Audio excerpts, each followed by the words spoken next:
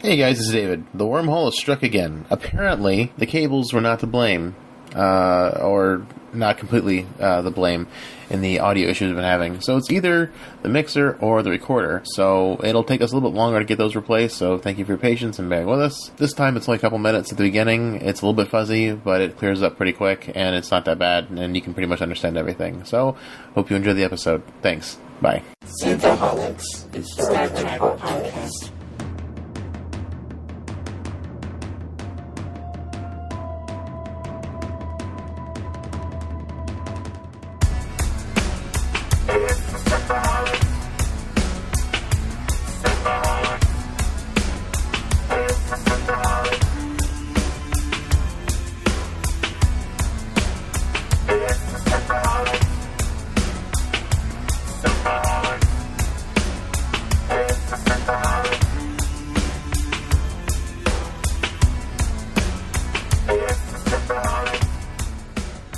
Welcome to Synthaholics, your weekly shot of Star Trek.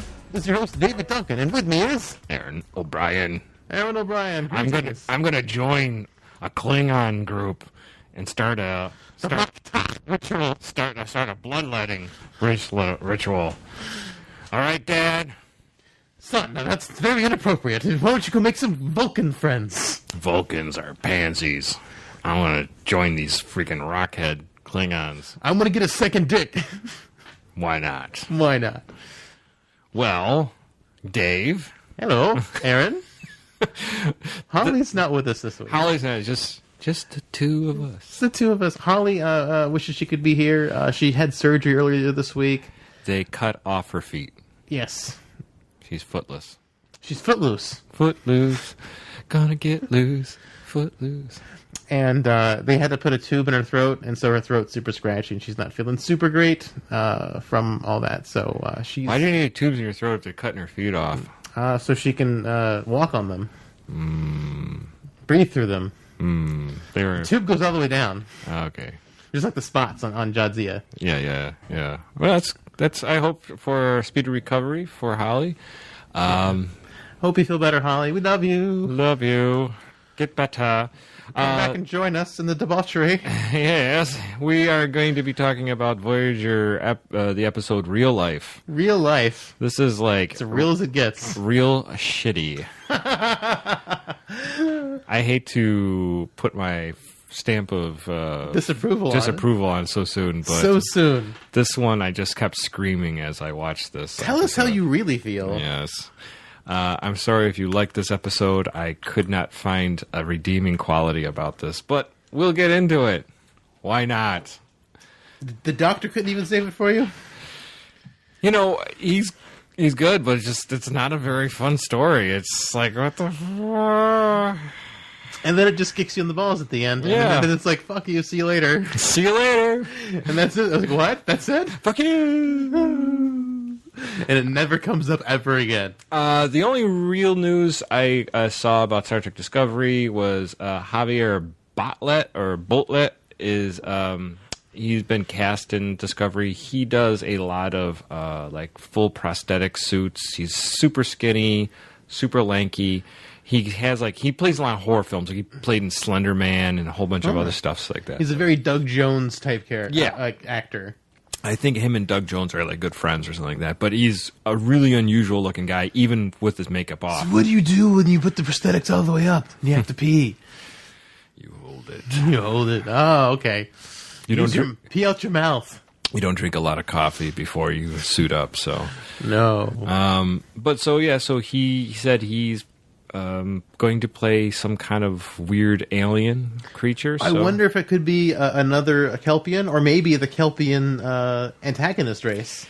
This guy does some pretty wild stuff, so I could see him doing something really bizarre. Maybe he's playing the Red Angel, or one of the Red Angels. Oh, I don't know, but it's not. Obviously, it's secret. So, I wonder if the Red Angels are going to be aliens or hallucinations.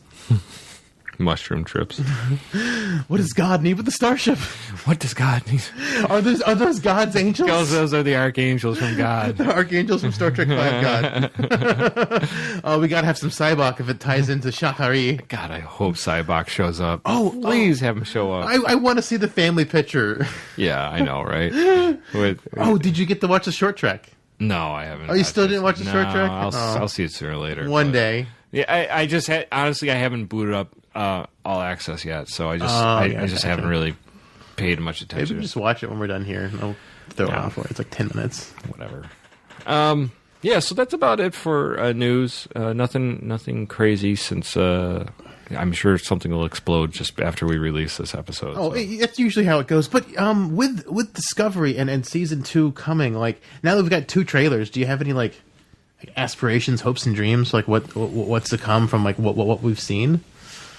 I'm hoping it doesn't suck. Hope it doesn't suck. This is what I'm hoping for episode 9. It comes out on my birthday in 2019. Like pray to God, Lucasfilm and Lucasfilm that it doesn't suck. I want a good birthday. So the further away I got from season 1, I've got this kind of like, what the fuck happened thing going on. That's my feeling. Like because of the ending of the show, or just the whole thing. I mean, it all made sense when you walk away from it, but it's just so fragmented and so just like patchwork, thrown together. And I really just felt in the end that it wasn't as satisfying as I hoped it for. There's something about Star Trek that makes you hits at a certain sweet spot, and they just never hit that sweet spot for me. I'm hoping that maybe something shows. You know what it is? There's plenty of sci-fi action adventure, and I expect and almost no Star Trek. Yeah, exactly. And I don't expect every episode to be, a typical just like, people talking and, going on holodecks and having fake families. Yeah, you don't expect that all the time, but it shouldn't all be shoot 'em up stuff. So I'm hoping this kind of changes it. I don't know. I have a lot of reservations now. Now, the further away I get, even more reservations, because when we talked about them fresh, we had plenty of reservations as we talked about it. So yeah. Oh, really? It's gotten worse. I haven't rewatched them. I know you've rewatched them more than I have. I've started rewatching them with Kaylee. We're only like on episode 5. Yeah. It's been a couple weeks since we watched it. And I know you watched some again with Holly as well. I watched it with Holly too. But no, I've been away from it, and I have. Are you going to rewatch it before season 2 starts? I don't know. I don't know if I really want to put myself through it. Honestly, I just was not walking away from it. Now I'm just not as in love with it as I thought I would be. I thought it would grow on me, and there's certain episodes that were great, and there's certain characters I like, and there's certain aspects I like, but a lot of it now 2020 with everything I know now makes me go like, you guys are just kind of like. Oh, especially with the tardigrade. You know what it's like? It's like that probably really colored you because I mean, the tardigrade. Yeah, no, and how it's not even an original concept. It's not it's like a rip off. They ripped off somebody else. You know what it is? It's like you're having like maybe a birthday dinner, and you go to a fancy restaurant, and they're like, "Oh, we're gonna get you your favorite meal here. You love this meal, Dave. You're gonna love it." And so you sit down and you eat it, and then somehow you can go back in time and you can watch all the shenanigans, what happened to your meal as the chefs prepared it. And you kind of go like, oh, I ate that? Not that it was terrible, but it feels it colored the experience. Yes, and then you're like, oh, I don't really like that. So that's where I'm at. What about you? I mean, I don't want to be like a downer, but that's just where I'm at right now. Like the second trailer got me super excited. The first trailer was like okay, but the second trailer's really got me pumped with the angels. It's been explained what they kind of are. Yeah, the Spock thing seems like an interesting angle. I don't know what they're doing with Stamets. Like I feel like they have to use him for the spore drive because they said the angels are so far away you can't get there with traditional warp. Yeah. Right. So I mean I feel like they have to use him, but like in the trailer it looks like he's some kind of mad scientist now with some kind of like soul sucking gun or something like that he shoots at Telly and sucks. Why not?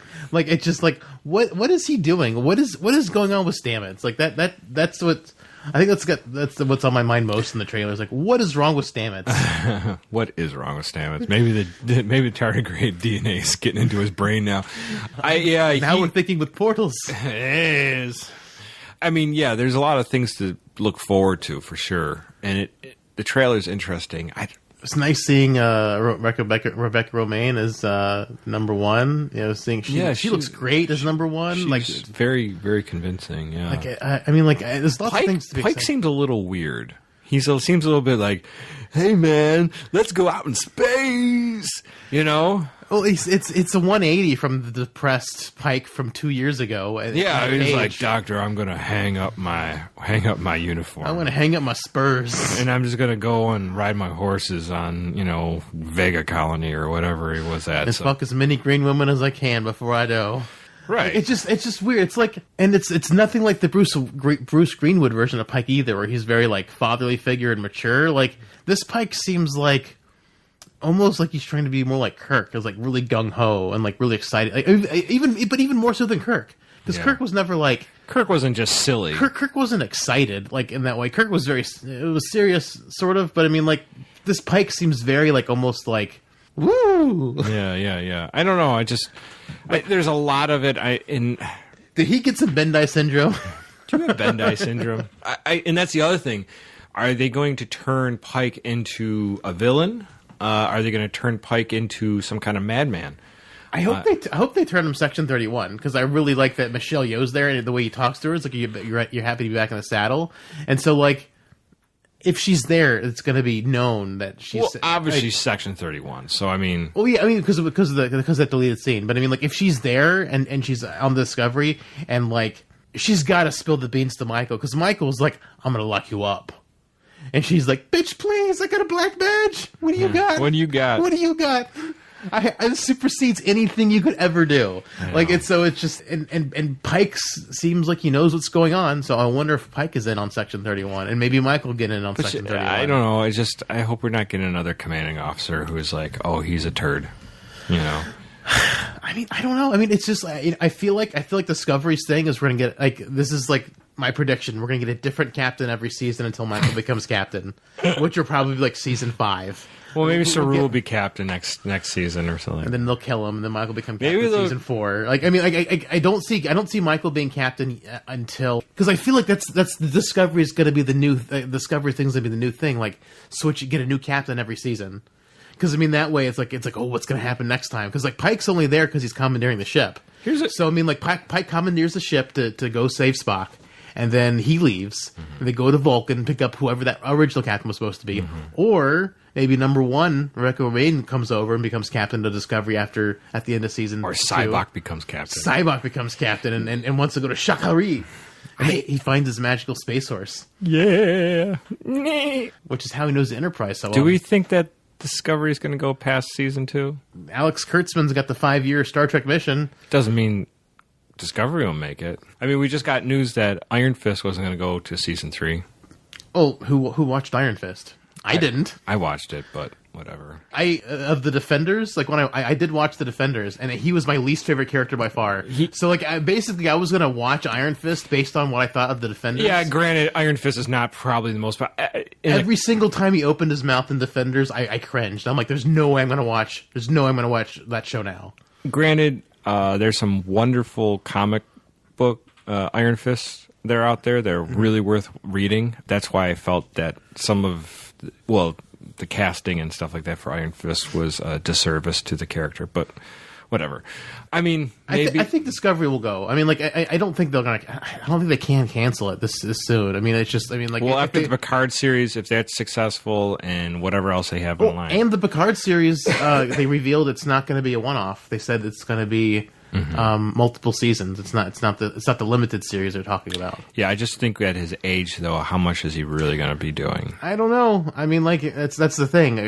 You know, building a show around an older cast member that's risky. Quite old too. You know, he's in his mid-70s. Yeah. So I mean, like having him come back. I mean, it's going to be really risky. They're going to have to pump those out quick if they want to get more than a couple seasons out of him. Right.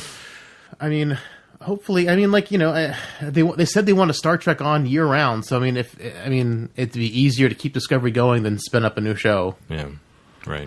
Because if they get Discovery, the Picard show, the Star Trek Academy, and whatever else they're talking about doing, animated series, have that way you've got 4 shows, you cycle them on like once a quarter. Yeah. You keep it that way. You've got no, it's a great idea if they can do it, and hopefully All Access will. And I know they announced the Twilight Zone with. They've been talking about that since season 1, though. No, but what's his name? The guy from who wrote Get Out? Key and Peele. What the hell's his name? I can't think of it right now. It's just escaped me. But he won an Oscar, and I love Get Out. I never saw it. Oh, it's so fun. It's not really a horror movie. It's sort of a suspense thriller. But I mean, there's I guess there's slight horror element. I mean, the way the trailer looked, it seemed on the horror-ish side. But it seems like it's not it's not really over the top. Okay. It's not like there's nothing really gross in it from what I remember. Yeah. Well, I mean, and they had the guy in it from that Black Mirror episode. Oh, it's great. The bike riding episode. I'm telling you, if you watch it, you won't be disappointed. It's a fun movie. Yeah. So, anyways, Discovery. I'm just casually hedging my bets. Just we'll see what it is. Well, I mean, the first seasons are always rough on Star Trek. I agree. So that's why I'm giving it a benefit of the doubt. I'm not, and we know they plagiarized, and we know they had three different writing teams that quit or let go or got fired. I know, and they all plagiarized. So it's just I know, and with Harberts and Berg being let go. Mm-hmm. That really makes me excited because they're the last remnants of the terrible. But Kurtzman and Orci isn't involved. It's just Kurtzman. Orci will be back in. Just so you see. I don't know. I'm pretty sure Kurtzman and Orci broke up. Really? after Star Trek Into Darkness, I'm pretty sure they broke up. Then I think that's when they stopped working together collaboratively. Yeah, but Kurtzman doesn't strike me as. Kurtzman does not strike me as the brightest bulb on the Christmas tree. Yeah, but he's got cachet. I don't super trust Kurtzman, but Gretchen and Berg were part of that Brian Singer or Brian Fuller. Brian Fuller, yeah, not Singer, not the pedophile. No. Brian Fuller's in. Maybe we don't know. Oh, it hasn't come out yet, Mr. Fuller, but maybe. So I don't know. I'm kind of glad they're out because I didn't like Brian Fuller's vision for Discovery. I liked his idea of doing I don't think it was realized. I mean, his bald-headed Klingons and all those ship retcons that they did, and now they're re-retconning it back. Trek Yards actually did a really cool video. Where they showed the D7, yeah. And they're saying that looks like the Klingon Council, and so maybe they're proposing a unified Klingon Defense Force ship. Cool. And maybe that's why all the ships in Discovery look different and nothing looks familiar. And maybe they're going to all switch to the D7 type model for a unified Klingon Defense Force, which would be kind of interesting. But I mean, as much as Klingons as we got in the season 1, we didn't get any real inner workings on why they do what they do. We just kind of saw them doing their day-to-day things. We didn't get any explanation. We didn't get because they promised us the explanation on why they were bald and how they fit in the canon. They didn't explain. There's no We got 2 dicks though. We got 2 decks. That's the only thing we got from the Klingon side. We saw the Klingon P, and there was 2 decks. So 2 streams. So that 2 streams equals 2 decks. Yeah, or at least 2 holes. two urethras. Something's going on. Something's going on there. So maybe he had some surgical issue. But it's interesting, and so I'm excited to see what they're going to do with it, and hopefully it won't be bad. I hope it's not bad. I want it to succeed. I want all the Star Trek franchises to succeed. I just honestly, the longer I get away from Discovery, and the more time I have to think about it, I'm like, is that Star Trek or is that just some kind of crazy sci-fi show with Star Trek slapped on the top of it? You know, so. I don't know. Let's talk about some more bad Trek. Yes. Let's talk about Discovery. I'm sorry. Voyager. Whatever. Let's talk about Voyager. Speaking of bad Star Trek. Yeah, bad Star Trek. So this is real life. This is season 3, episode 22. First aired April 23rd, 1997. You know how it's bad? Yeah. Cass is still on the show. Yeah, well, it's season 3, so she hasn't disappeared yet. So we have a wonderful, idyllic home. All human, and we get a mother, an older son, and a younger daughter, and they're all ready as Daddy Dearest prepares to leave for work. And they're all arguing who can hug him first. Who can hug him first? I wish my family was like this. Do you? Not really, but some days. It's preferable to how it really is. Some days it's just sort of. It's just so unrealistic. It's so 1960s, 1950s television, which obviously was just a farcical. Oh yeah, thing. it was. So and then we see the doctor come down, and he's kisses them all off as he goes to work, and that's kind of where we get the idea the doctor has a family. Strangely enough. I wonder how he got permission to do this. So, and he's using a holodeck nonstop. He's using a holodeck nonstop. Can't this just run within like an internal computer? He doesn't really have to be physically there. Like with Moriarty. They could have just put him in a little computer that doesn't use a whole lot of space. Because it's crazy. Because they're still on replicator rations, as we learn when Tom Paris later comes in to ask for pizza. Yeah, I know. And so he's wasting all this power on a fake family. I know. And what if someone else wants to go skiing or kayaking? And they're trying to suck up plasma through a straw in this episode because they need more energy for their replicators. I'm like, you got a guy freaking jerking off with a family that doesn't need to be doing that. And just so everyone knows, holodecks use replicator technology all the time. Yeah, that's all it is. It's a replicator. I mean, it gets put back into the Matrix after it's disintegrated, but it takes energy to run it. Yeah. Fucking stupid shit. Why Voyager never... And then going back to the Hirogen episode, the game, where they're turning the entire ship into a holodeck. It's got somehow power for that, but they can't make food. I know. Which is ridiculous. Let's just focus with the problems with this episode. Sorry. So we have the wife, Charlene, the older boy, Jeffrey, and the younger daughter, Belle. So he goes off to work, and then he materializes in sickbay. Kess is at the terminal, and he's just like, oh. Kess is terminal? Yes, she is. I hope so. She will be. She's sees them all happy. And flashing children, I know. And yes. Making families of her own. Yes. Families in jail. Ruining families of her own. Making families in jail. So maybe she'll see Janeway in there. All right, that's sad. Oh, I'm sorry. I feel bad for Jennifer Lean. Yeah. Poor woman. Poor crazy woman. So anyways, so the doctor's kind of happy on his hollow family, and he got a little smirk. I'm having... like I said, I watched real good at the blowsies. Like Fathers Knows Best and Donna Reed and all that stuff, those old TV shows, it's just so saccharine. Mm-hmm. It's just like, ugh. I think what's her... B'Elanna early on made a great point saying these are like lollipops. So it's hilarious, that they would actually portray it like that. But I guess... Like I said, if you're just a guy and you're just looking for a family that she's to support you and to be there for you, that's probably a wonderful thing. You're you just want your wife to be, yes, dear, okay, dear, and your kid's like, I love you, Dad. So in a perfect world, yeah, but it's almost not. It's almost creepy. It is creepy. It's Stepford Wives kind of style. So, all right. So then we get the Voyager was going to this alien space station full of scientists. 60 scientists, apparently. 69 scientists? No, just 60. I think they just said 60. Oh, not too bad. Yeah. But anyways, when they get there, it exploded. Because they didn't have enough to do the nasty. No, they didn't. They were like, we need 9. So they didn't make it. So they're trying to figure out what is going on. So they start following this trail of subspace signal leading away from it. And so Janeway's like, let's investigate. And we're like, There's Janeway. coughing in that trail. Janeway, this is how you always get us in trouble. This is why we never get home. Why are we wasting our time with this? They aren't here. Nobody's home. There should have been so many mutinies on Voyager. Not just that, but... tons of thoughts ran through my head. What if this alien race shows up and blames you for blowing up the space station? What if the enemy is some insane, super powerful race and decides to blow you up when they show up? You are lucky that this is just some space anomaly.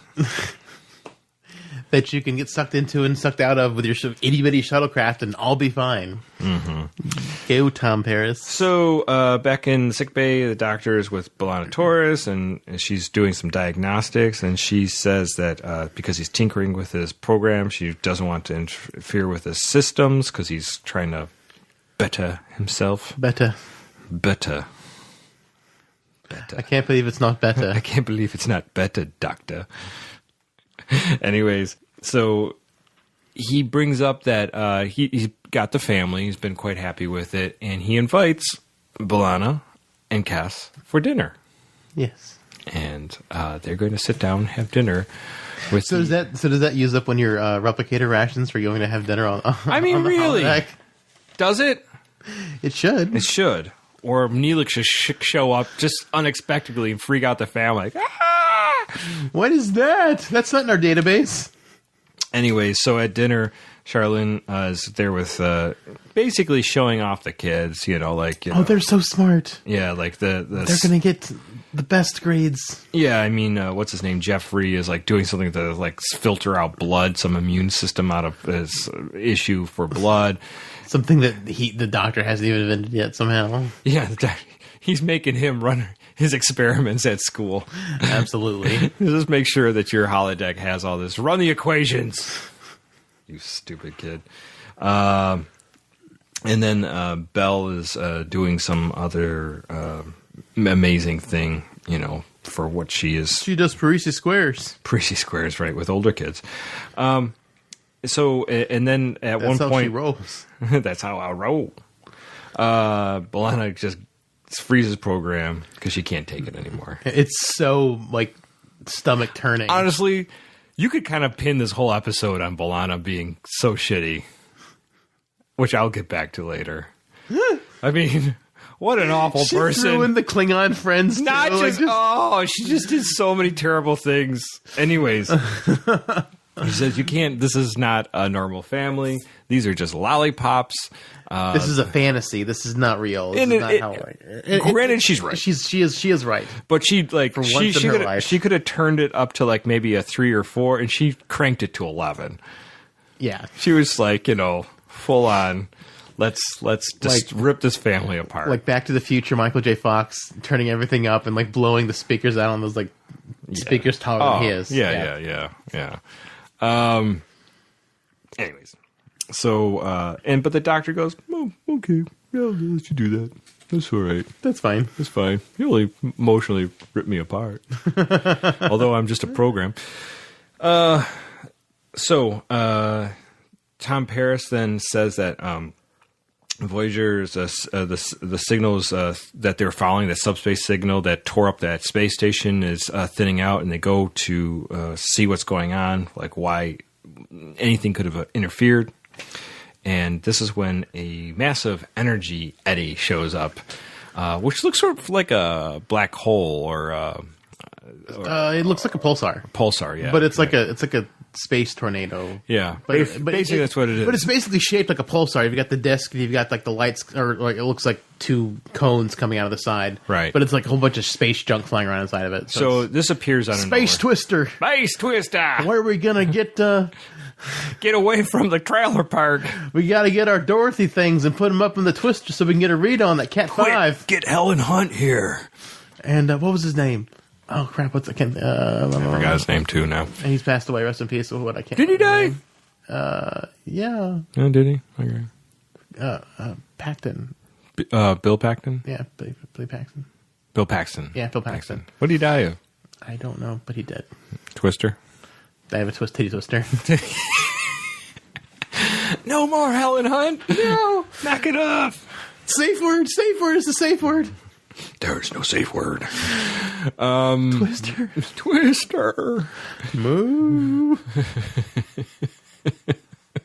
So this energy eddy anomaly, whatever, shows up and shakes the ship up pretty bad.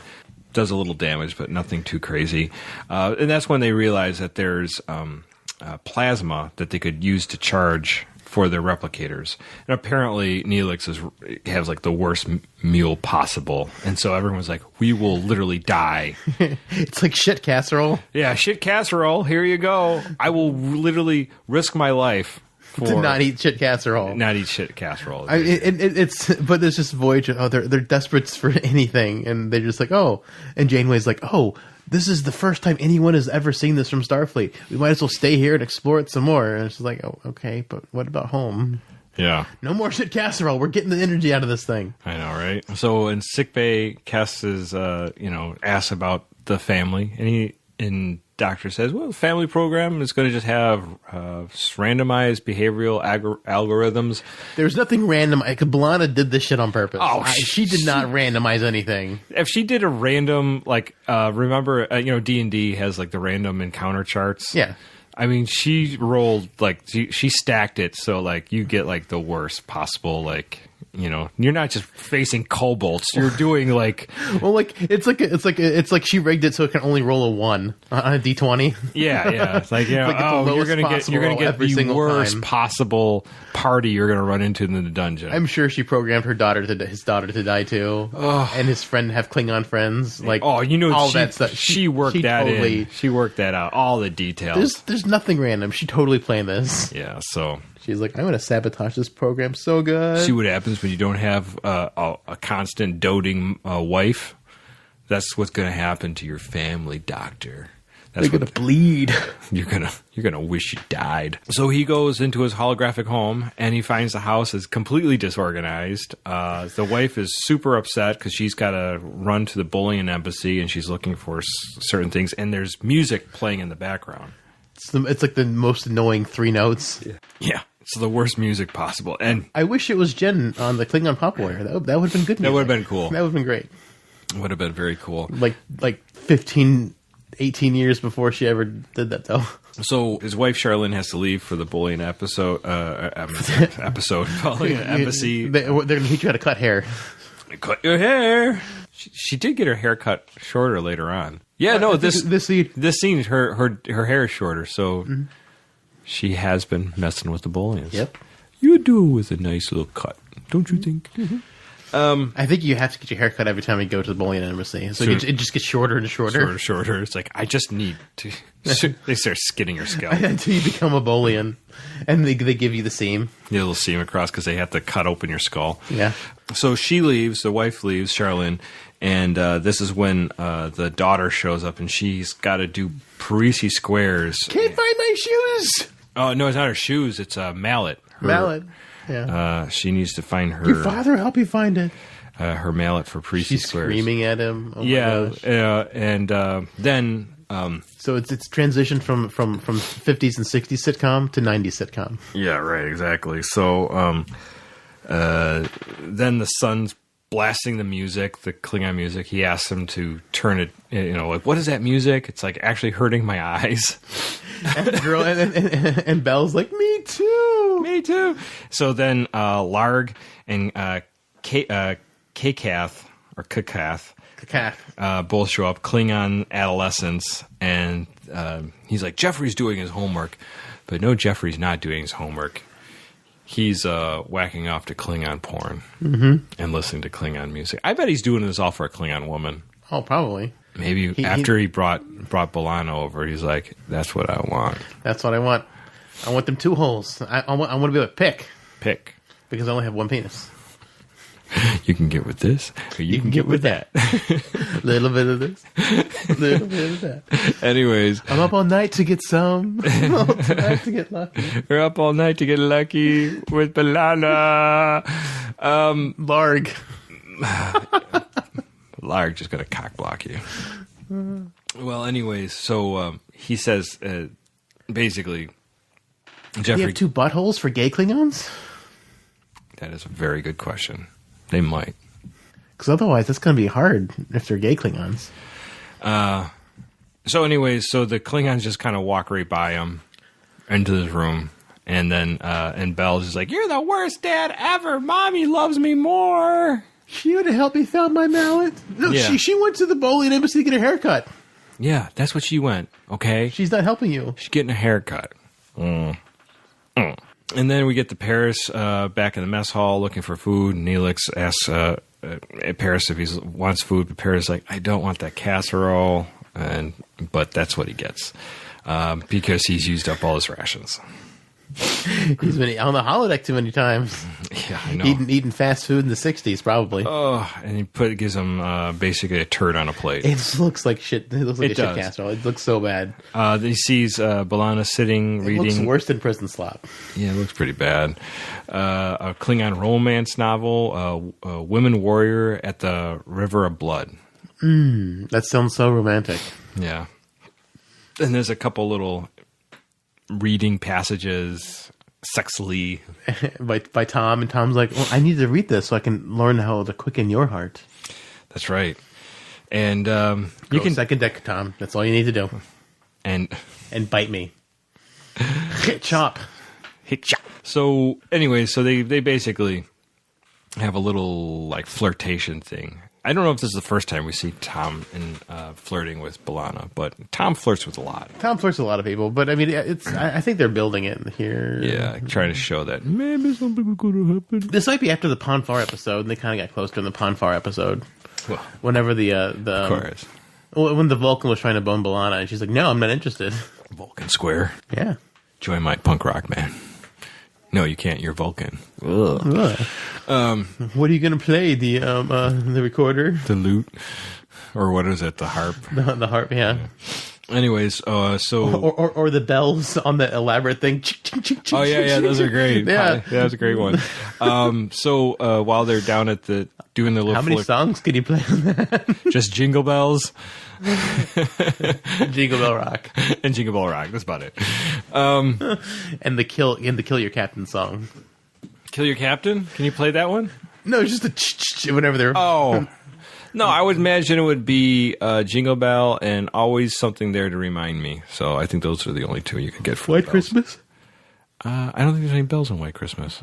Not that I know of. So while they're doing that, there's another anomaly, and Janeway calls everyone to the bridge. Paris and Tom obviously run up there, and they start trying to ride into the gravitational eddy, or the eddy, the anomaly. We're gonna surf it just like Helen Hunt did That's right. And then in that old movie. in that old Twister movie. And Tuvok launches a probe, and Tuvok would be the one who launched the probe. he did. And they start getting tons of information. Apparently, the interior is 9 million Kelvin. So how the fuck does Tom live through that in the shuttlecraft? Maybe just the barrier is 9 million. When it passes the barrier, it's only 9 million. I don't know. Well, anyways, but when they get in between subspace, there's a perfect and normal space, because this thing obviously lives in some kind of subspace. This anomaly comes out of subspace into normal space. I wonder if they live with the clicky aliens from Schisms. They might. Maybe they made the tornadoes. The Twisters. The Twisters, the titty Twisters. Well, after they cut, Riker's dick off and reattached it, I mean... Sure enough, they did my work. It's off by a centimeter. That's why it hurts when I come harder. No. Doctor, can you fix it? No, That's there's nothing I can do. Use these exercises. Kegels. Inside there's a perfect calm eye in the center, like a hurricane. So you got that. In the eye of the tornado, you blow me away. There you go. And so, but they're still interested in getting this plasma.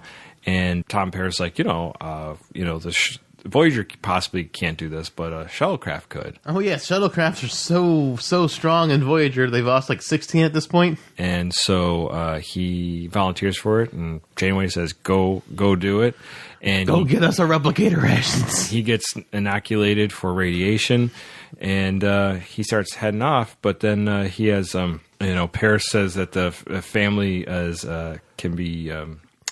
They're talking about the doctor's family with Paris, and he's kind of saying you just take risks all the time, and oh yeah, the doctors talk to him like he's family. Yeah. It's all of a sudden because the doctor's always been so detached, and now that he has a family, he's super sensitive to everything. He starts thinking about everything, which it happens when you have a family. All of a sudden, you realize, oh, You can't do that. If you have a mother or father or brother or sister, that's not, you can't put them through that shit. But Paris is like, whatever, man, I do what I want. I do what I want. I'm the bad boy. That's right. I was in prison in New Zealand. I was planting plants. That's right. Doing hard time. Hoeing tomatoes. So the doctor goes back to his holodeck family, and he calls a meeting, and he basically just tells everyone, you can't have any Klingon friends, you can't do Parisi squares. You should have some Vulcan friends. It's you can't have any black friends. It's it's so racist. You're so racist, doctor. You're the 24th century. You should not be that racist. And he tells his wife that there's certain times that she can go to the bowling assembly. And takes his daughter off the first Parisi Squares team. Yeah, because they're older kids. Yeah. There's older kids. I'm good enough to play with the first team, Dad. Yeah, but, they're bigger than you. That's how I like it, Dad. But then think about this. Think about this. She says, well, if it's for the family, I'll do it. And then we know what happens afterward. Yeah, the first one who's compliant dies. Yes. Or gets mortally wounded. That's right. Mortally wounded. I'm only mostly wounded. So I think I'll go for a walk. His family meeting goes complete disaster. His son basically is hates him. His wife hates him. His wife's you can't just dictate to us all these things just because that's what you want. It's what are you sacrificing? It's I'll make dinner. And it's you make dinner anyways. What are you talking about? So he's just and the only thing was nice is that the daughter did go to him and say, I love you, Dad, even though you screwed everything up, so it was kind of sweet. So he rolled higher than a 2 on that one. Yeah, didn't complete failure. Meanwhile, it happens every now and then. Every once in a while. But he's getting ready to hit a 1 again. Paris goes into the shuttlecraft, and he is going into this eddy. He gets into the turbulence, but then is pulled in and disappears from normal space. Is he dead? No. Is this the last of Tom Paris? Find out next time on Star Trek Voyager. I just how what's his name? I'm just thinking Garrett Wang. Was it Harry Wang? Harry Wang. Harry Kim is just my best friend. My best friend. He's gone. We don't talk about Kim that much anymore. He hasn't been a big part of any of the episodes we've talked about lately. I know. We used to totally bag on him so hard. There's not been anything to bag on him about. Last year was the year of Voyager, and we bagged on him a whole bunch last year. Oh, yeah. But this year we've not done as much Voyager. Because this year was the year of Discovery, because we didn't like to lie about Discovery. We talked about Discovery a lot. We did. And still do, as we did today. Yes. Sick bay, Kes goes back in sick bay. Kes tells the doctor, because he's distracted from his work, because he's thinking about his family. She says, just go home early. There's nothing going on here. No one's dead yet. No one's dead. Tom Paris hasn't come back yet, all cut up. He'll be fine. So when he comes home, his son's like, Dad, what are you doing here early? Is that drugs on the table? Are you masturbating with your Klingon friends? No, Dad. Do you feel inadequate? We have a dagger. It's called a kutluch. It's good. I'm working on it. It's a ceremony to involve violence and bloodletting in preparation to become a warrior. And his friends are trying to make him warriors. So good thing they missed the gang rape scene. He came in right after that. That's the beginning of becoming a warrior. Is that what it is? He's got to drop the soap first. Oh. That's the first step to becoming a warrior. This is all we do it, guys, to get a human. They're super easy. They're so gullible. They just want to be approved. They want to be a Klingon. They want to be a warrior so bad they'll do anything. That's right. Good old Larg. Larg. I'm hot for a human ass. So he kicks out for his pleasure. So he kicks out Jeffrey's friends, and he's like, you're going to live by my value system while you're here. And he's like, oh, your value system is stupid. And he says, you're a Spatak. Yeah, honorless Spatak or whatever, what he called him. And he's like, well, I'm not going to live under your roof then. And he decides he's going to take off. He's going to sleep with Larg again. And then he gets a call from his wife, Charlene. What's wrong? There's been an accident. There's been an injury during Parisi Squares. Oh my goodness. Oh my god. Oh my god. My daughter that I've known for 2 weeks. She's getting her foot's cut off. It's a feet to cut off. It's a double foot amputation, just like Holly. She's gonna have a tube down her throat and everything. And the surgeon is the Swedish chef. He's operating with a Swedish fish. Bork. Oh, it's totally borked. He totally borked that up. I love how she's got no external trauma at all to her head. I've seen people with way worse head trauma and they turn out fine. You have more head trauma on today's medicine. And I'm just looking at you now. I know, right? Like, I only have half an eye in my socket. The other half's hanging out, and I'm fine. It's fine. And they've got all this future technology, and they can't fix her. I'm so like, I wish they would have I wish they had like done some really bad makeup on her or something. Like, because I mean, she looks totally fine. Like. I've seen people with way worse injuries, like get fixed and like look fine after. Well, you want to make her look cute, so you're just like, oh, you feel sad, little girl. If she looks like Quasimodo, you won't feel sorry for her when she passes. Like, Father, I need to ring the bells. Ring the bell, Daddy. Get up in that church tower. Borky, borky, borky. Let's get to Notre Dame. So at the hospital, the doctor tells the wife the situation. Basically, I've done everything I can. She's hemorrhaging in her brain, and every time they stop one, another one starts. So basically, the computer program's like, yeah, your daughter's going to die.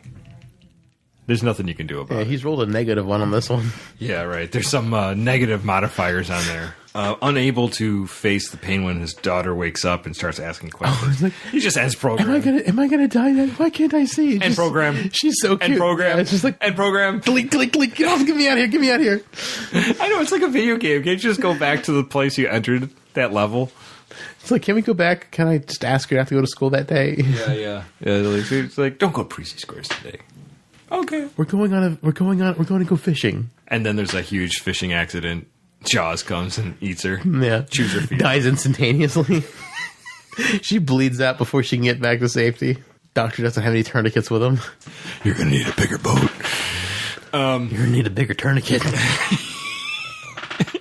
You can't wrap her up with that. That's just a beach towel. That's a Band-Aid. Her abdomen's missing.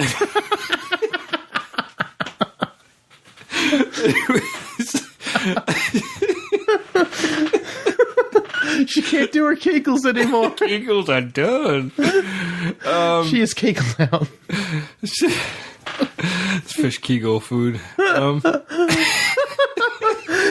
They say when your lower half is separated from your topper half, you'll kegel for 5 seconds before it stops. Oh, jeez. Stupid. So, yes, it is. Paris they're trying to talk to Paris on the shuttlecraft. He's basically in some weird storm world, just like endless clouds. I'm in pink storm world. This is going to be a really bumpy ride. So his plan is he's in this weird so many kegels happening all around me in this pinkness, in a weird like in between subspace and regular space. And so he's going to fly into one of the larger eddies and go like, well, if I got in one way, I got to get out the other way. I'm going to surf it out, man. And Janeway's like, I don't have a better idea. Helen Hunt would, if only she was here. Kegels. And Bill Paxton. So, Bill Paxton. Game over, man. Game over. Yeah, he did. Oh, I forgot about Aliens. Yeah, I know. I remember that. It's great. Game over, man. Yeah, so he decides to fly into it, and it's Captain, it's going to be even bigger. And it's a shitty ride. So they beam him out, and they lose another shuttlecraft. Yeah, I mean, like, what do they just make? That's why they're running out of rations, because they got to keep on rebuilding shuttlecrafts. After he treats Paris in the sick bay, he gets another scolding. He gets another scolding. It's like, you just do all these crazy things, and you don't care. You play Parisi Squares without a helmet. And then he talks about his daughter's injuries, and he's like, I just turned it off. I'm not going back to that. That's too crazy. I can't deal with the pain. And then the pain. I ain't got time to bleed. I haven't got time for the pain. It's a song. I gathered. I just don't know the words. I'm not going to try. All right. That's good. I'm learning. Slowly, guys. I'm learning. So he... Because I get made fun of when I say the wrong thing. I have like a pool noodle I just whack you with. Every time you get, no, that's the wrong song. Hey, I was listening to a song that you were proud of. You were. I was listening to a good song. I walked in to the studio here, and he's listening to Gordon Lightfoot, Edmund Fitzgerald. Yeah. And I was like, what? I was listening to sad songs to get me into the mood for this episode. Yeah. Also listen to Cats in the Kettle. Cats in the Kettle. Yeah. And the Cradle. Yeah, Cats in the Cradle, yeah. Both are excellent songs. Cats in the Cradle probably a better song than Cats in the Kettle. I'm just going to say that. Cats in the Kettle's kind of funny, though.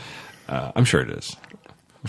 If you like Chinese food and cats. Yeah, it's good stuff. So Paris says that a lot of people, crew members, would like to avoid that pain of their loved ones dying or just missing their family. But you can't in real life. Yeah, so you don't have control of those things, and you shouldn't shy away from it.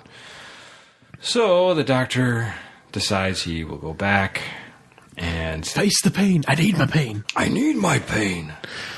So he goes. If only Cyborg was here to help take the doctor's pain away. Can he do that to a hologram? I mean, Spock mind melded with Nomad, so I mean. Oh yeah, he did. I mean, I guess he can do anything. I wouldn't put it past the Vulcan. I mean, Vulcan. I think Spock just made that up. He was just inventing. He was just making stuff up. He was like, "Holy shit, this guy can do anything." Too? Oh, I gotta keep this guy around longer. Well, I mean, like, you know, and now Sarah can give part of his Katra to Michael Burnham to keep her alive whenever she was near death at the thing. So Vulcans have they can mind meld. Over millions of light years. And whales. And whales. Yeah. And Hortas. Because, you know, Vulcans are magic. Vulcan, like, if you need to figure out something, a Vulcan will figure out how to do it because they have magic. Vulcan mysticism. Vulcans are all like wizards. They are sort of, aren't they? Yeah. Because they've got all these new powers that just like come out of nowhere. They get more and more amped up, you know.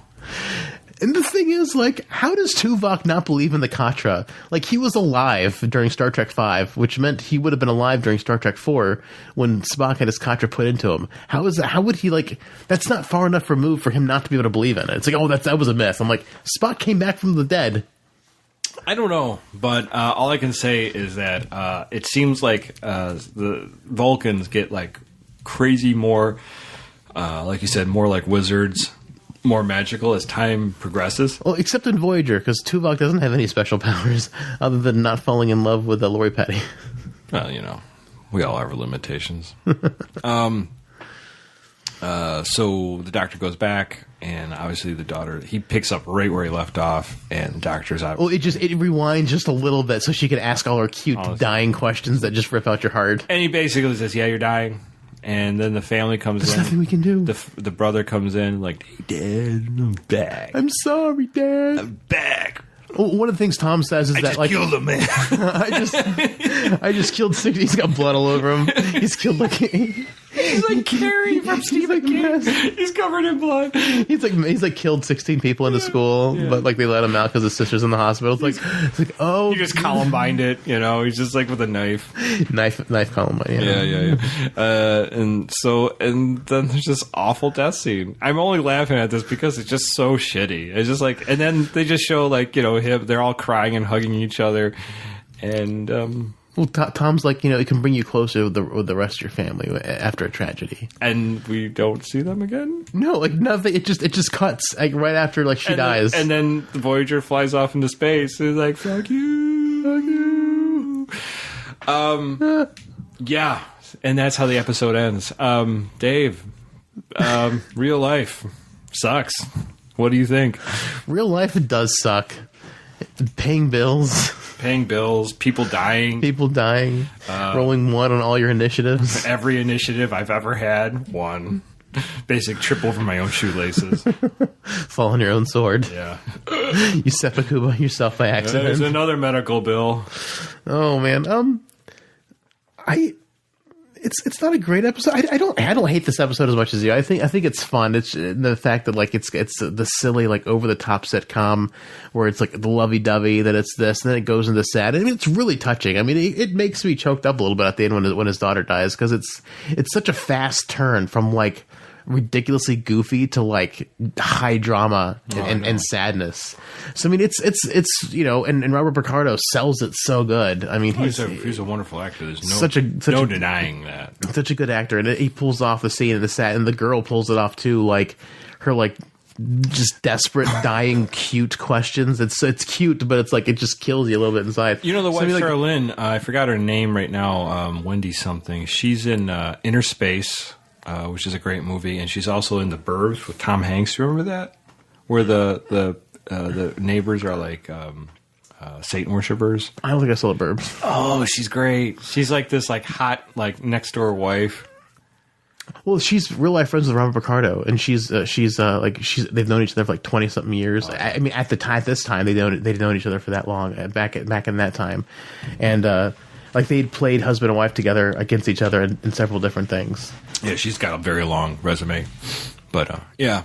But go ahead. I mean, it's a. What do you think about the whole Eddie thing with the what was the point of that being real life? Does that even tie into the A plot? Other than Tom taking chances for more rations? It's literally the only way it ties in, because he's the one, because the doctor's so hard on him for taking all these risks because he's upset about his daughter taking risks. Yeah. And Tom's the one that makes him go and face. Yeah, but anybody could give him that speech. I guess. Maybe not Cass because she's 3 years old. But doesn't have that life experience. Yeah, it's like, I don't know shit. I just learned to read last week. Yeah, I don't know. Like, I guess anyone could have. I mean, they could have written that for anyone to do, really. I mean, they could have focused even more on the doctor and the family. I don't know. It's Voyager. They strive for the mediocre. Like, it just, I don't. Like some of the other qualms we said about Voyager, it's just like, we're making fun of it the entire way through. It's like he's running the holodeck 24/7 for how long with this family? Yeah, they use his replicator technology. Doesn't anybody else? How have many to use rations a holodeck? does the doctor have? Yeah, it's so crazy that they can use because he doesn't eat. Oh, so he's using them all, he's built them up for 3 years at this point. Yeah, he's just so he can just waste them all. Wasting them. Yeah, right. I'm surprised they even allot them to him as a hologram. Yeah, you're just a fucking hologram. I don't know. There's so many weird issues with Voyager, weird inconsistencies, and why they do what they do. It's just Voyager. I mean, it's all I can do is shrug my shoulders and say, "Well, it's Voyager." The greatest thing about this episode is that ending and how it goes from silly to high drama, and Robert Picardo selling it. That's really the high point of the episode. Other than that, it's just kind of silly and goofy and not super redeeming. Yeah, Aaron, you've got lots to say about this. I can see it in your eyes. Yeah, I have many things. I got a lot of problems with you people. So, yeah, this episode honestly just feels like a complete waste of time. It does not add anything to the Voyager repertoire. Same formulaic thing, some weird space anomaly. They go to discover it, and it's just a bunch of bullshit. Doesn't lead to them. It doesn't help them in it all. Doesn't make them go any further. Just wastes more time. Puts the crew in mortal danger. The doctor having the family, although I still have qualms with the doctor. If he's sentient, he's technically the Voyager sentient. Mm-hmm. Just manifests itself as the doctor. Mm-hmm. So, I mean, if the ship's alive, that's cool, but whatever. Sure, having a family and testing that out, it's an interesting idea, interesting exercise. B'Elanna basically making his son going through some, Klingon puberty thing, like what the fuck is that? And then killing his daughter and making his wife, just too busy for everything. I mean, sure, it is real life, but it doesn't mean that everyone's real life. And let me just tell you, as a father, if anybody isn't, losing a child has got to be one of your greatest fears, period. There's nothing that's more terrifying. You would rather die yourself than see your child harmed in any way or die.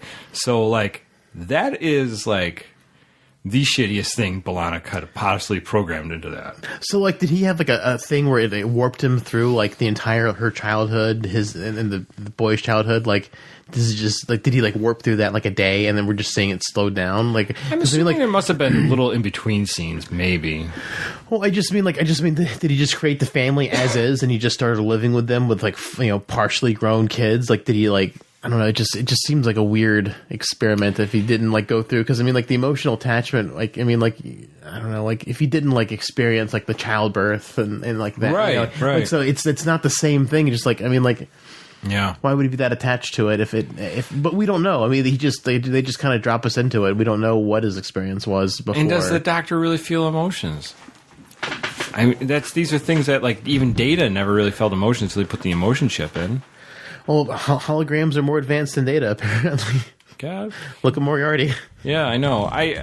There's a lot of things like with sentient that, Why can't they just build in some holodeck code into Data and get him his emotions? Why does he need hardware? I mean, it's just Data's supposed to be the most advanced cybernetic thing ever. Like, he's got stuff that helps fix the Enterprise. Yeah. But, like, they can't just build in some code to Enterprise has him. got to be a more vastly advanced ship than Voyager. No, Voyager's more advanced. Is it? Voyager's newer. Oh, is it? Voyager had those gel packs. Yeah, gel packs. Gel cooling packs. Gel cooling packs, like neurotransmit. Like we've got actual brain things that grow inside these packs that like make Voyager faster and smarter. Voyager's a more advanced ship. I just don't see how this possibly helps the narrative. It's not even an exposition that much on the Doctor, other than the Doctor putting him in some weird situation. Well, I mean, that's the thing with Voyager. There's very little character growth, like episode to episode. It's because that's the 90s. It's episodic television, and I don't expect. Yeah, I guess I don't expect like every episode to be like your characters are going to change. If you want growth, you got to watch DS9. DS9. I mean, even TNG, you see growth. I mean, like obviously Picard goes through his whole Borg thing, and he goes. He has relationships, and Q shows up over and over again. Even Riker goes through some things. Troy. They all do. Data. Holy shit, they all do. I mean, it's not every episode, but this is like a throwaway episode. Like this episode literally did not need to be. Voyager's a throwaway show. But there's some great Voyager episodes. There are some really good episodes of Voyager, like the planet one, the Earthbreaker, Lightbringer. That episode was great.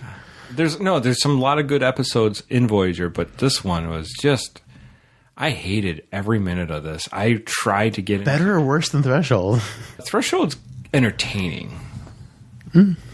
Well, the thing is, Threshold doesn't fall apart to the last 15 minutes, and the last 15 minutes destroys everything that came up. Threshold's entertaining for a lot. It's got sort of like that the horror-ish vibe at the beginning, thing, like an 80s horror thing going on, which is interesting. And then obviously they turned into salamanders, so I mean that's just fun, just period.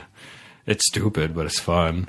It's funny. They have salamander babies. Salamander babies, get in that pond, swim, my babies, swim, my babies. And they germinate fast. And maybe that's what the new Picard episodes are going to be. Those salamander babies coming back. They go out and find them. We've got to find the salamander babies. We are vastly more evolved than you. Slurp, lerp, lerp, lerp. I don't know. This episode is just so stupid. I hate it. I hated it. There's nothing good. There's nothing redeeming. The A plot, the B plot don't even coincide. They don't make any sense. Tom Paris obviously just risks his life to fly into subspace and find out we don't even find out if he got any of that plasma that he was chasing. Nope. We don't even know. No resolution there. No. We don't find out if he gets to have a pizza or not. No pizza for you, Tom Paris. It's more casserole. More shit casserole. Shit casserole from Neelix. Ugh. I just pooped it out this morning. I pooped it this morning. Man, I've been eating as much as I can. I don't know. Yeah, this episode could just basically just be set on fire. Die in a vacuum. Set on fire, and I'd be all right with it. I don't know. It plays up a lot of terrible things. I mean, like, the daughter was the only thing I liked about that family, and then they killed her. They killed her. And, the wife, I get it. She's busy. Most wives are busy. Most moms are busy. Yeah. So it's like you can't expect her to be Donna Reed.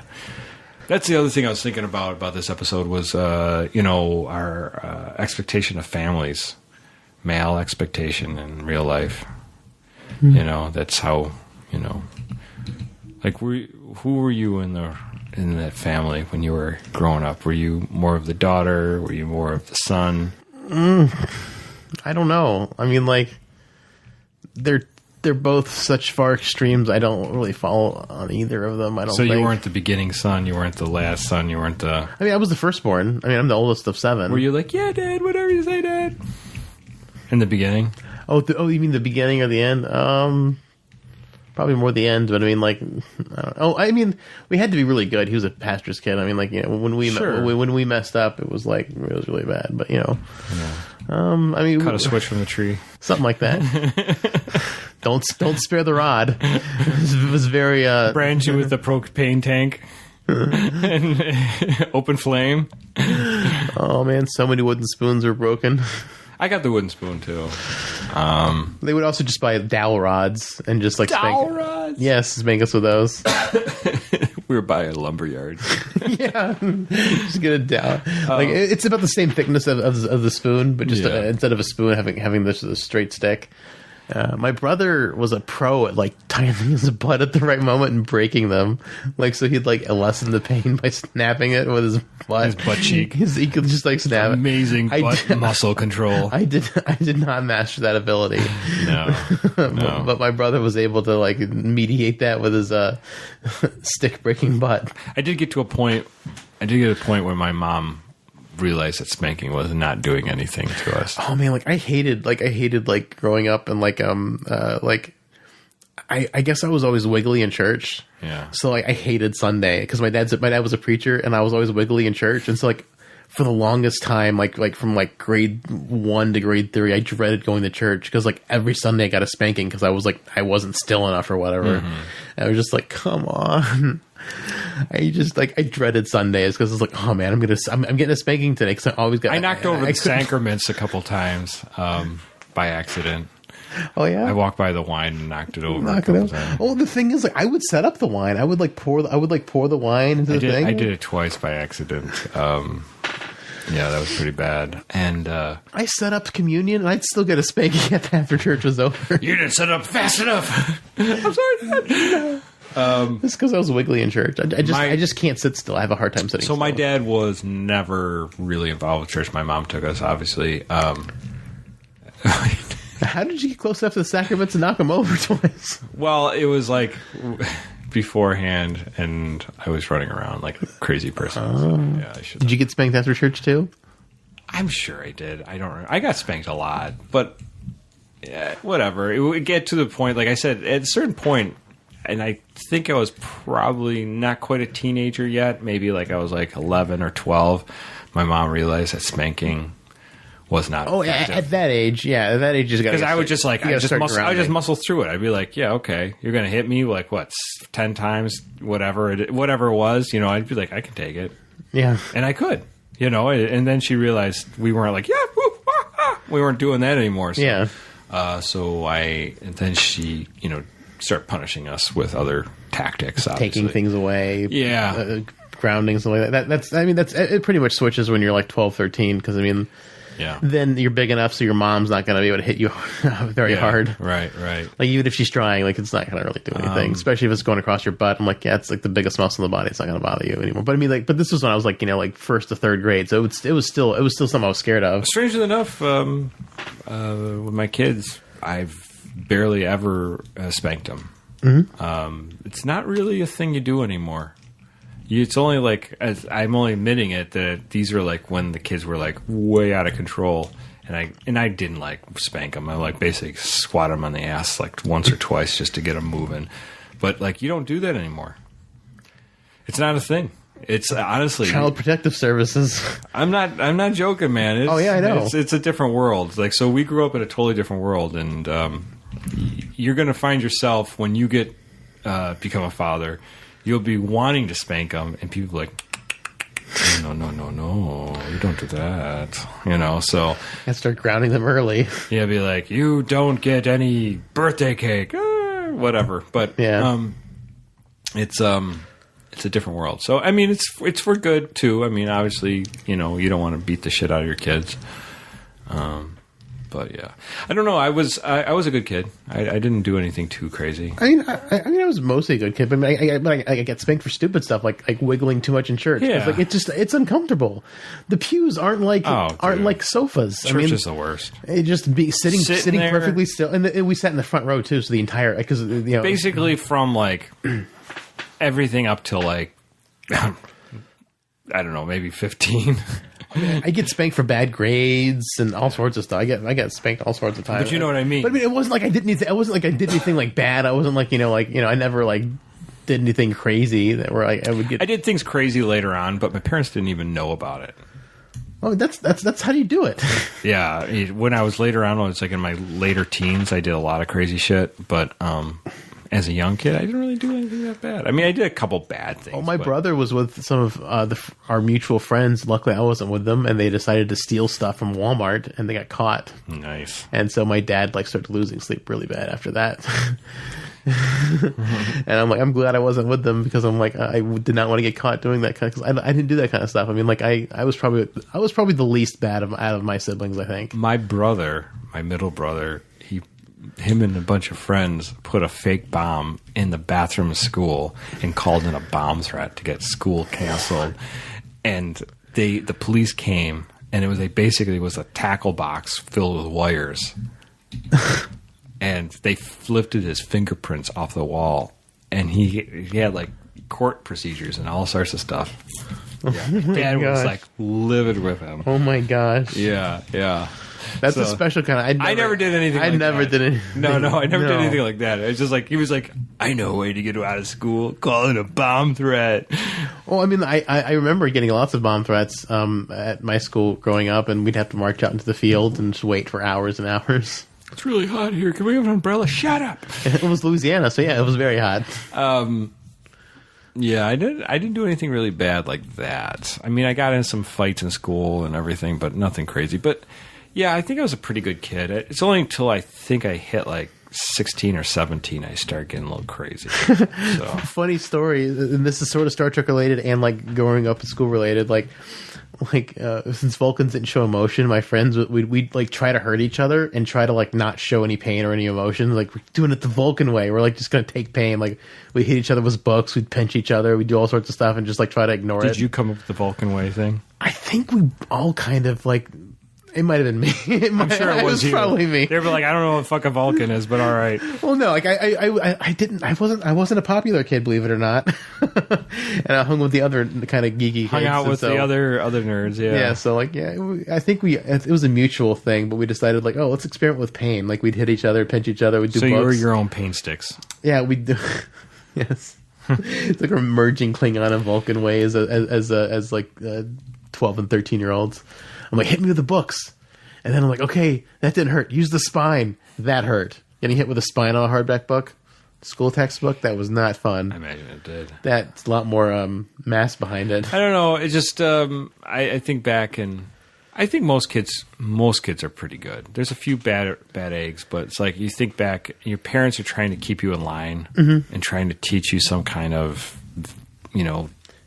type of person they want you to be in this world. And it's hard to corral them. I can tell you from experience. Yeah, I'm sure it is. But I mean, it was even harder as like a pastor's kid because growing up, because it's like you had to be extra good because like it's not. I mean, people always look at the father. Oh, if the kids are good or not. But like your kids are out of control. But as a pastor's kid, like we had to be extra good. It was like important. It's important, to be good for your parents because your parents feel bad. But I mean, like as a pastor's kid, it was like turned up to 10. Yeah. On that level. So it was really intense growing up. I don't imagine you doing anything too bad. No, I was a good kid. Yeah. So mostly good kid, I think. Yeah, I'm sure you did a couple naughty things, but nothing too bad. Nothing too bad. Yeah, so it's strange. That's the one thing that struck me about this episode is the perception of what you think married life's going to be and what it's not and all that stuff and maybe it's like Voyager trying to do a sitcom. Yeah, but maybe this is like maybe B'Elanna's version is more real, but then it just made it like making super dark. Yeah, like this is sort of like tragic. So torture porn for parents. Yeah, awful.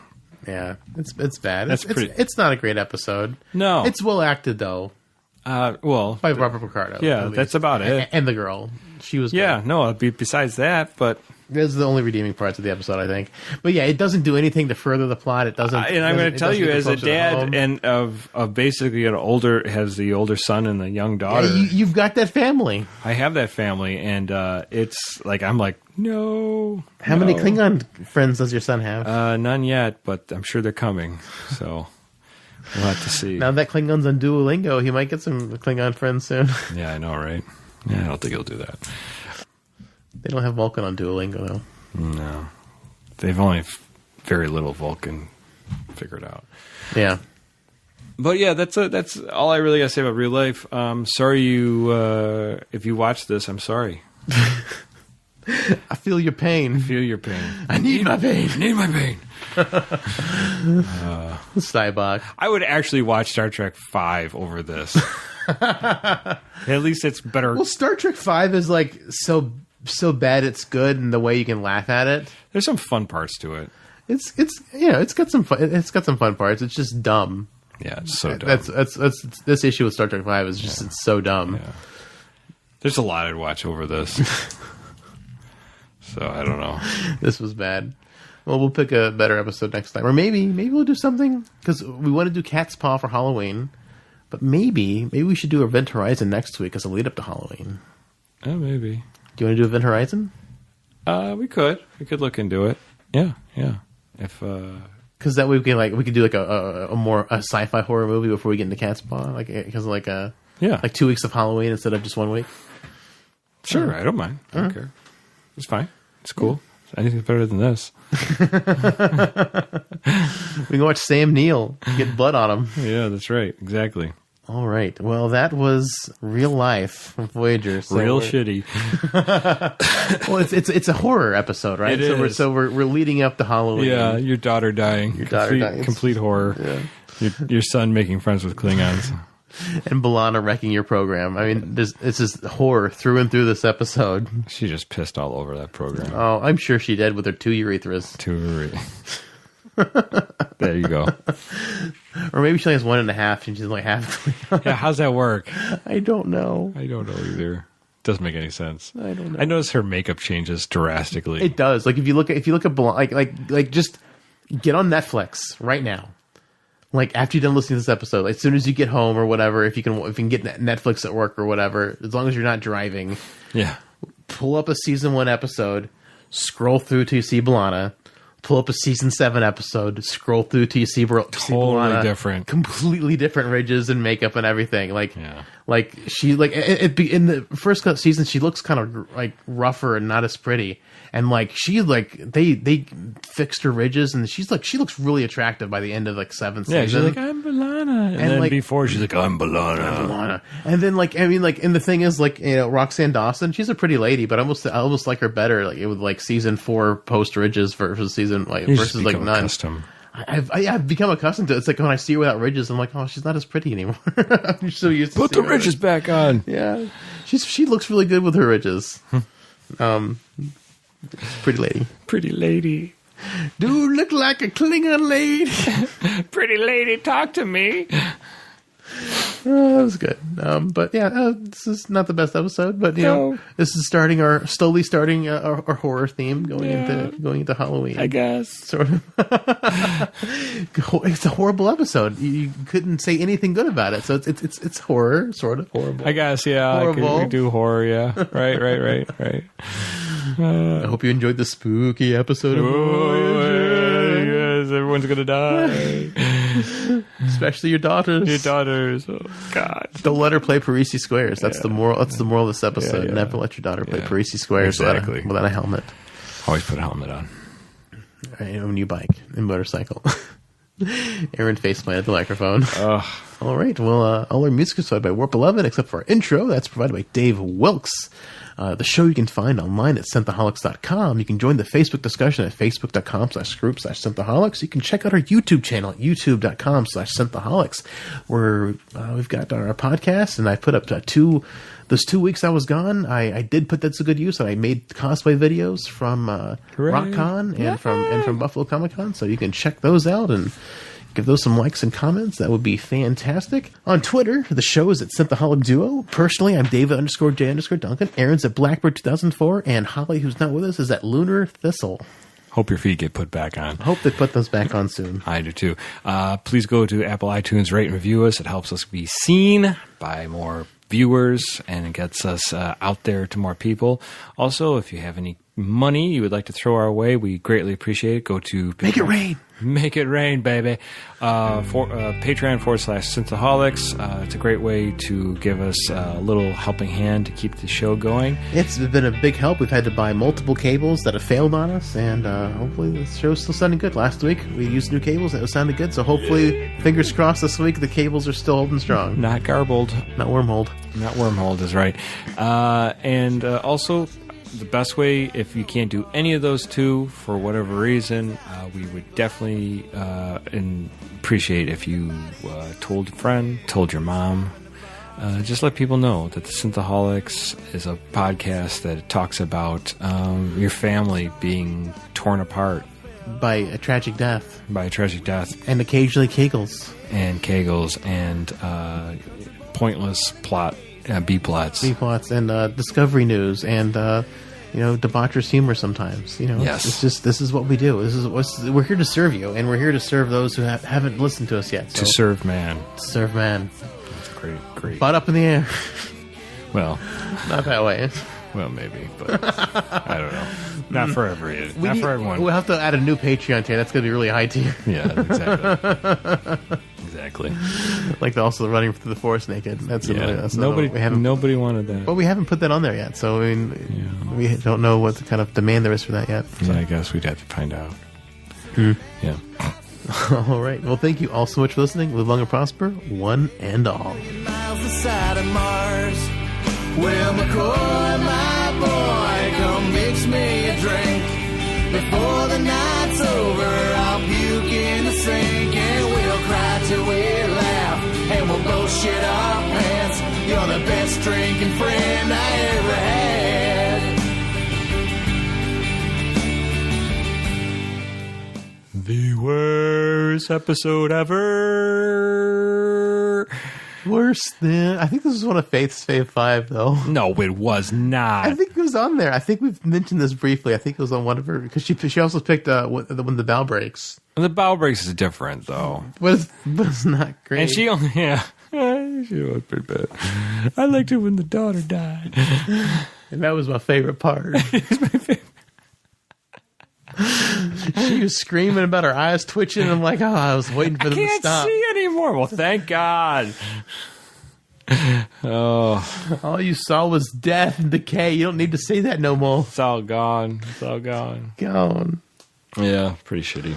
Oh, I hated this episode so bad. I'm sorry. Check 3-4.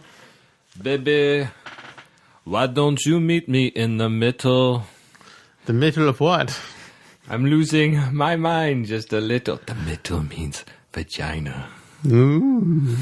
How is she going to meet you in the middle if she's the one with the vagina? She removed a couple of her ribs so she can bend over like that. Oh, Marilyn Manson style. Yes. You're both going to go down on her.